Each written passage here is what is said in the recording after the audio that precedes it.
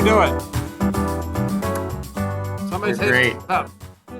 Oh, yay, Manny. Doing Give me- There you are. awesome. Doing good. I All love that right. song that was just playing.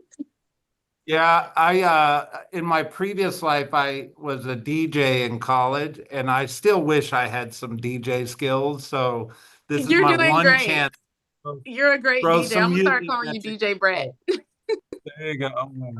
All right. Well, we're actually in a little makeshift conference room here at the Justin Himmelbaum social media training class.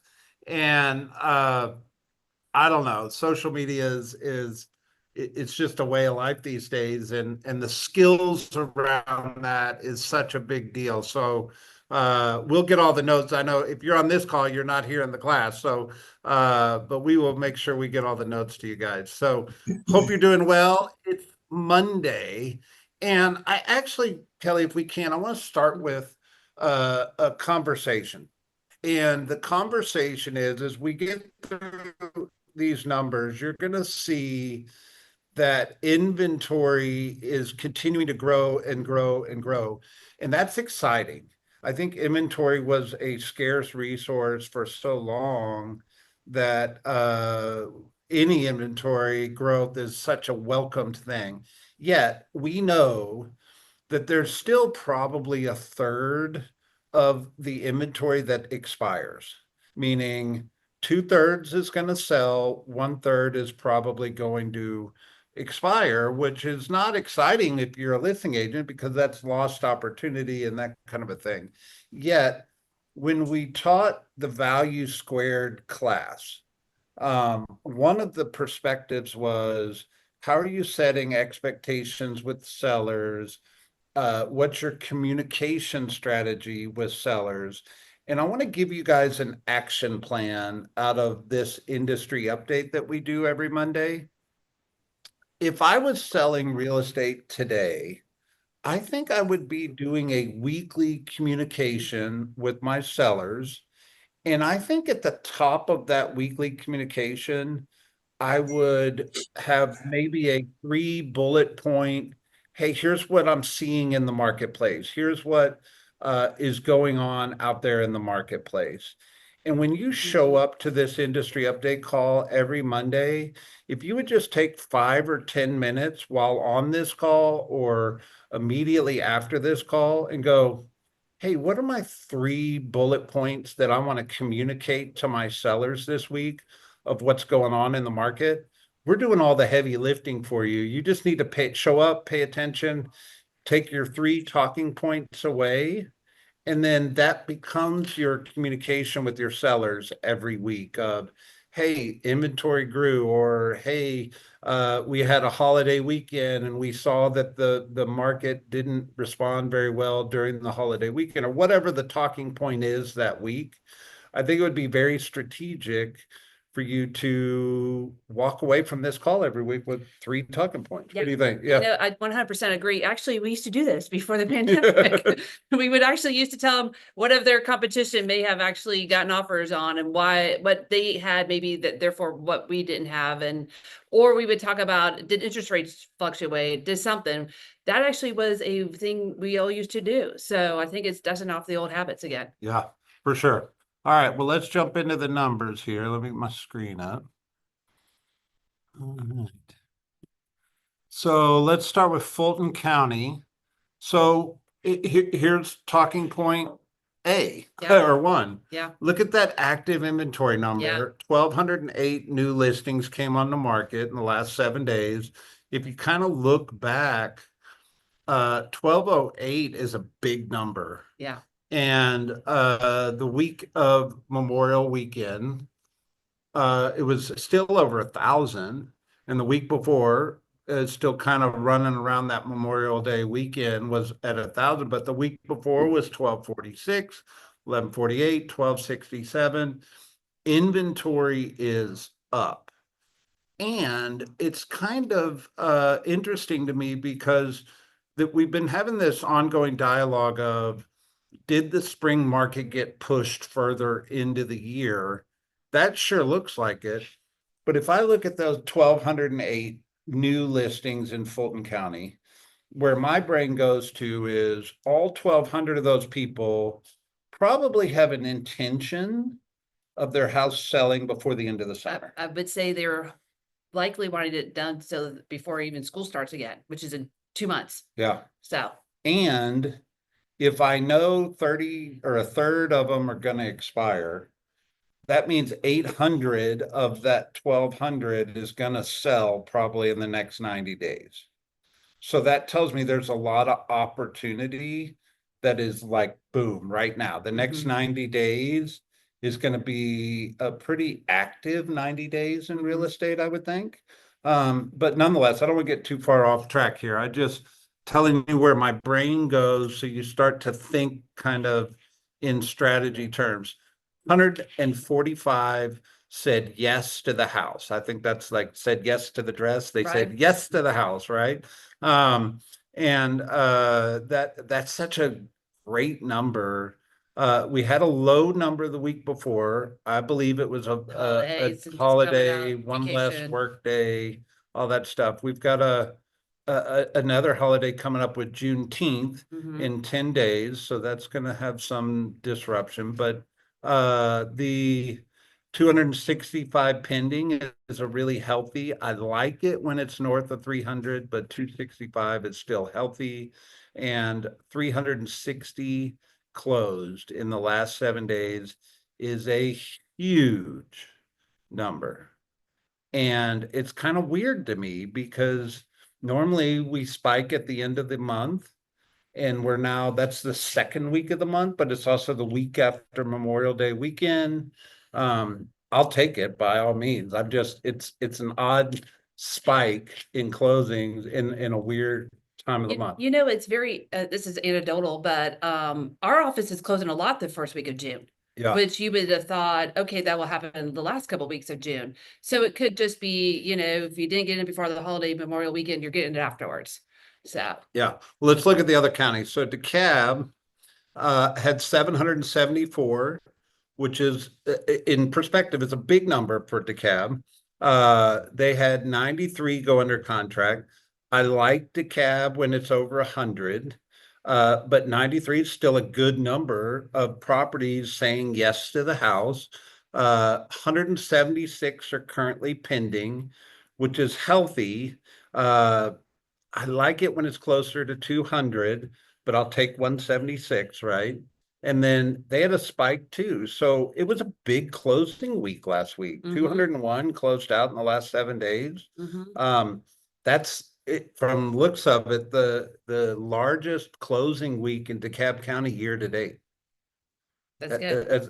That's healthy, right? And if I run out to Cobb, we've got 725 active listings, big number for Cobb County. There was only one other week they had more new listings coming on the market.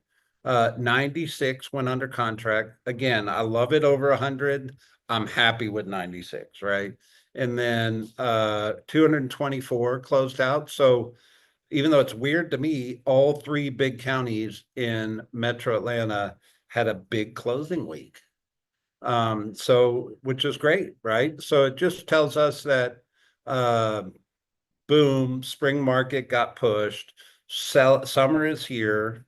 And my anticipation is the next 90 days are going to be pretty hot. Yeah.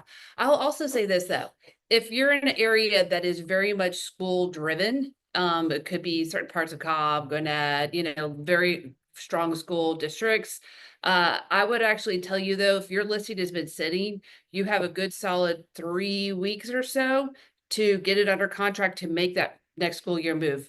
Most folks like to be in like by that maybe mid-July. They could probably do it end of July. So if you think a 30-day close, that means they really need to be under contract come, you know, mid to late June. Not to say I haven't put somebody under contract early July and got them in by the end of July, but I will just say, if you all have listings sitting, this is time for the next 2 weeks to start really examining what you need to do to get them sold. 100%. And how do you leverage these conversations to get better pricing on listings? Because I was on a text thread, I forget who it was. Oh no, I saw it on James Shaw's Pivot Facebook group. And this agent was saying, listen, I'm a good agent. I've got a great house. I've done everything. I can't make any more changes and it's not selling. And James is like, you have to lower the price. And he said, but it's priced right. And the whole conversation is, uh, listen, if you've changed every factor and the property is not selling, it still has to get to a price that causes that property to move. It's not easy. It's a tough conversation with the seller. Yet pricing is that one thing that causes real estate to move more than any other factor, right? Now that's new. That wasn't the same leadership message we were giving over the past couple of years because pricing was a little more vague. It was a little more irrelevant. It was the market was kind of dictating what things were selling for. Well, the market dictates what things are selling for in good and bad markets, meaning if it's a hot market, multiple offers, active buyers going to drive that price up, and whatever it lands at is what it sold for. In a softer market, which we're kind of in right now, the price reductions start to drive what that property ultimately is going to sell for. And it's just a strategy game. All right. So NAR had their mid-year meeting. And I think last week we talked about what they were talking about, which I like to pay attention to what they're focused on for our industry. But there are two big things that came out of the NAR meeting that are hitting the news cycle. This is one. And it says they overturned this no commingling rule in the executive committee vote. Now, to me, commingling, going back to real estate school, I always learned commingling of funds. Yeah, Don't that's what I- commingle your clients' funds with the brokerage funds or your personal funds. That's actually not what they're talking about here. What they're talking about is commingling of listings. And commingling of listings is specifically, I'll use Zillow in context here. So previously, NAR had a rule that said you could not commingle uh, multiple listing service or agent listed properties with non-agent listed properties. So for instance, Zillow, if somebody put their house on Zillow as a for sale by owner, could not show up in the same search as the IDX listings that were all listed by agents. However, that has been overturned.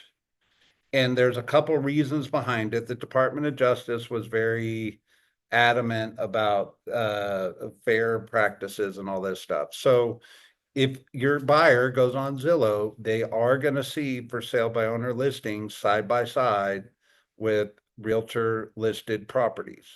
Why is that important to know? Your buyers are going to see it. And you might find yourself in a conversation with a buyer that says, hey, I found this property on Zillow. It's happened before. It just probably might happen a little more frequently. And you might have to go negotiate your commission with the FSBO, right? But I also think on the other side of this, you better be very clear on your value proposition, because some seller may say, well, hey, I can list my house myself and I'm going to get all the eyeballs myself. What's the value of your representation? And I still believe our value is really strong, but I also know that our agents have to be equipped to handle those conversations. What would you say? I 100% agree. I actually think the like the co-mingling, it will actually help us.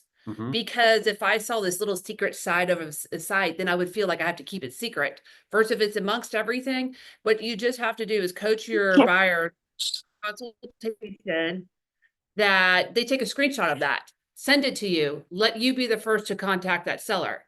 Or if they drive by, we always would coach our buyers. If they drove by, they saw for sale by order, take a picture, just take a picture of it with the mailbox address and the street address or something, text it to us. Let us be the first to contact them. And I think if they see it amongst other listings that they know they likely will need the agent to get in through the super lockbox, it won't be as difficult to explain to them the need to see if for sale by owner with a buyer agent. Yeah. And then sharing that with the seller. If they're wanting to sell, of course they should let the buyer agent come and show. Yeah. So, Well, I also think there's this movement going on in the industry of having these private listings, mhm, and how can we market private listings side by side with MLS listed properties? And it's a hot debate right now, yet this is kind of positioning for that whole conversation. So be aware of that. You'll get all these articles. Luke posts all the articles in Circle for us every week. The second thing is the NAR board approves this hate speech policy changes in decisive vote. Here's the roundabout of this. Me as a real estate professional, I could go on Facebook and post a political opinion, and that political opinion could go down a rabbit hole of hate speech in the comments. Or I could simply, as a real estate professional, end up in some dialogue thread. And if I were to throw something out there that was hate speech, NAR previously said if you're a real estate agent and you're in a public forum and you make some commentary, that violates our code of ethics. First of all, aside from all Right. this, it's a horrible Not- thing to do, one, two, and regardless of if your opinion, this is my opinion, if your opinion is strong, I have always leveled to the fact that you're going to offend somebody if you're posting any kind of emotionally charged political opinion in a public space. However, where this comes in, there's this First Amendment, freedom of speech. Department of Justice believes that the way NAR was governing code of ethics was a violation of that First Amendment right. So what this has been amended to say is if you are in some public forum and you make some commentary that could be deemed hate speech or harassment or something along those lines, if that comment thread or post was attached to a real estate related activity, it violates code of ethics. If it's not attached to a real estate related activity, it is your public's personal freedom of speech space.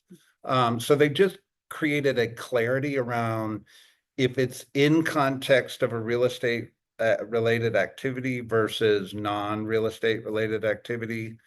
Why do I feel like I need to go down a rabbit hole on this? I don't think our agents, we're pretty strong in a brokerage saying we don't support hate speech. We don't allow anybody in our brokerage to be a bad representation. But once again, I'm on here to report the news, right? Like we're a news reporter. We're trying not to have an opinion around this. We're just trying to let you know that was a major change around our code of ethics. Right. Anything you'd add? The biggest thing I'd say is even, obviously we all respect free speech, but at the same time, let's be wise. So even if it's, if you do something on social media that is emotionally charged, you will alienate people for a multitude of reasons. So it's just about being wise. To your point, Brett, it's in our policy. Like I actually have it written in there. You can't say a bunch of foul language on social media because you represent KW Buckhead, and we want to keep us classy the entire time. So Yeah. Manny, you want to throw something? You were there. I was there. This was a huge point, right? While we were there in these meetings. One of the things I just wanted to add, you're right. Our culture really does align with these changes and really just you would think wouldn't affect us much. However, it's really about other agents and how you feel, regardless of what group you're in, about if someone were to spew hate speech or something on you. The biggest thing they said is this is something where they still are encouraging, NAR is still encouraging you to submit any violations against agents that do this and let the boards then decide, the governing bodies decide where that line is, because the definition of hate speech now does kind of get a little more involved. So this really, it almost is like the conversation around compensation, right? It wasn't that we weren't going to not get paid. It's just we wanted to protect a lot of the lawsuits that were coming our way. So we just had to define this in a more clear way. But it is still meant to protect you as an agent from others that may be doing this. So you are still protected. That was just a big message that I think was very important. Thank you. There you go. All right, moving on. So Real Trends. If you aren't aware and you're in real estate, Real Trends is such a big, they do this big ranking promotion or list, if you will, every year. And I'm pretty proud of all the people that have been recognized in here, and we plan on doing a lot of marketing and support around this. But one of the things that has come out of this is Keller Williams teams dominate this list. And to me, why I think this is such a big deal is it just is a valid or a backing up of a statement that we as a company are built really strong to help people build careers. And part of our mission statement is to help people build businesses as well. And we're really good at that. Yeah. And we're really strong at helping teams develop and thrive. And depending on any individual agent's goals and dreams, at some point in time, those goals and dreams, if they're large enough, the team conversation comes into play. That you would have to hire an assistant. You would have to eventually have a buyer's agent or whatever. If your dreams say, hey, I got to build this to this level. And I'm just really proud that we dominate this list because we focus really hard on helping people from a value proposition standpoint build their business and their career. And not only that, there's so many of our agents that are on this list that it's pretty amazing. Number 2 agent, all of Georgia, individual agent is a KW Buckhead agent. So we're proud of her. Sure, you're gonna throw some. Of course I am. All right, we'll get there. All right. This one's crazy. So if you're living under a rock, there is it feels like a sparring match going on in the media between Trump and Elon Musk. And I almost feel like there's going to be like one of those celebrity boxing matches on pay-per-view in the near future. Regardless of how you feel about it, I just want to know if it's going to affect the real estate industry. And this Housing Wire article speaks directly to that. And I was reading through this and oh Lord, I'm not logged in. But anyway, here's what you need to know. I do think when things like this happen in a political public forum, the stock market tends to react a little more than the real estate industry. Now, when the stock market reacts, it does have a longer term effect on that 10-year treasury, which that 10-year treasury has an effect on mortgage interest rates. Yet, if I just look at like Tesla stock, which is obviously very directly related to Elon Musk, it went down and now it's kind of back to where it was. I actually took from this article, it's not really going to affect our industry that much. Right. But I was worried about it, right? Like, because you got this public sparring going on in the media, and if it shakes consumer confidence, we feel the effect of that in the real estate industry. So I always try to pay attention to see if it's going to affect us or not. I don't think this is going to affect us at all outside of a pay-per-view celebrity boxing match. Just take our three popcorn. three years from now. So we'll leave it there. All right. 2 more articles. We got 5 minutes. So Atlanta home prices forecasted to increase over the next 12 months. Here's why I think this article is so important. I would print out the PDF of this, Kelly. And it's in Circle. I saw Yeah, Luke Luke posted. posted it. Here's the thing. I guarantee you all your buyers are asking you, hey, what's going to happen to pricing over the next 12 months? And I believe they all think there's a deal in the future. And they're sitting hesitant to make a decision. And this article should be in front of every buyer. Mhm. And it doesn't mean it's your opinion. It means it's a third party opinion. And man, I think it should create urgency with buyers. I think it makes you the smartest person in the room when you're backed by third party data like this. I mean, how would you use this? Yeah, I would give confidence to buyers that they're still investing in something that's still an appreciation asset. I would also take it, though, if you dig into the article a little further, it does say that year over year, May 24, 25, it was like 0.4%. So it wasn't like a huge gain, just what we see immediately. So I would use that portion to caution sellers to not overprice. Just because your neighbor sold at this, is not time for us to now bump it up another 5%. Is, stay really consistent by it, because if we get inventory being sold because we price well, it actually will then lower inventory, which then demand comes back up again, and then therefore we'll see prices continue to go up. But I think this gives confidence that we're in the right city. I think there's a lot of people who are, I know this, I talked to somebody this weekend, there's like 3 people they got that's coming from out of state, just in the past week or 2. So there's still people moving here. And I love that it comes from the Business Chronicle, because it is a third party voice. That is not just a real estate voice. It's a business Yeah, voice. I think in real estate, like we're in a sales profession. So naturally, the consumer doesn't want to trust everything that comes out of our mouth. No different than if you go buy a car, you don't 100% trust everything coming out of the salesperson's mouth. But if you were buying a car and they handed you a report that said, here's the consumer rating on this car, you would trust that report more than you would trust the Mhm. salesperson Mhm. telling you about it.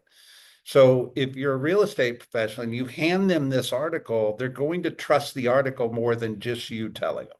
Correct. Yeah. All right, one more article I've got. And I'll just say, Go while ahead. you flip over, they attributed to reason why the past few years or past year or so we felt a little more flat, and that's because we've been at this high interest rate, and yet I think people have just adjusted to it and have accepted it. So I think that'll lead into our next article really well, of like who's buying and what they're buying and so forth. So Yeah. I'll get to chat in just a second. Let me tell real quick about this article. So the millennial generation has just like every generation has its habits, its characteristics that generation brings to the table. One of the things that's a pretty general accepted thing around the millennial generation is they just did life events later in life than other generations. They probably dated later in life. They got married later in life. They had kids later in life. They're buying houses later in life, which speaks to the average age of first-time homebuyers, like exactly. 38. However, they're livening up. And what this article says is a new survey that Realtor.com did said 23% of millennials said they intend to buy a home in 2025. Now, the millennial generation is older. The To their detriment, because they chose to wait later in life than previous generations, affordability is just knocking them upside the head. However, I think they are wakening up, they're livening up, and you need to be very aware that the millennial generation is hot to trot to go buy real estate. So what do I do with that? Who in my database is a millennial? Does my messaging, I might just go online and say, where's my millennials? Survey said 23% of you are interested in buying a house in 2025. I want to help you. Or, I'm off the cuff here right now, but that is data you could turn into action. Mhm. All right, Kelly, I'm gonna pull the screen down. I know we had a couple things in the chat here. Luke said, here's the articles. KW leading team as another communication point. Yep. Jeff said, so we've been talking for weeks about significant inventory increases and slow close transaction. How does this support this article? Jeff, come off mute and tell me a little bit more what you were saying. So the article you just showed us, the one before this, said that Atlanta's prices are going to go up. Yeah. That just, I mean, we've got people struggling with listings, pricing them, repricing them, inventory. We talked for weeks about our inventory. Our numbers are going up, and closings are Yeah. are going down. So what am I missing here? Well, remember, pricing is a factor of, is it higher or lower than what that house sold for a year previously? So if if a house would have sold for 500,000 in June 2024, and that house is now listed on the market at 550, but it sells for 510, it still went up compared to what it was worth a year previous. Does that make sense? So there's still some inflation in the active listing price compared to what it sold for a year previous. Does that make sense? It does. I would not want to spin that to my sellers. Well, I It's a understand. mouthful. Saying price appreciation is Right. all a relevant Okay. term would have sold for a year previous. Okay. And we show price appreciation year over year growth. My suspicion is all that active inventory, there is a lot of aspirational pricing in that inventory, not probably purposeful pricing, and hence the 30% expiration, right? I'm on my laptop. Sheree said, I got one coming in from out of state in the next 6 months. Yeah, Awesome. a lot And of then reload. Manny, last comment, it said, in fact, I got a new car. Good job. And the first thing they did was hand me the Carfax so I could see values and such outside of what they were telling me. This is genius to hand over to our clients. There you go. All right, guys, start and end on time or 3 minutes late. Love you, and make sure you get all the articles in circle, and we're here to support you. Remember, what are your 3 talking points that if you were communicating to sellers that you took from this call? Have a good one. Yay.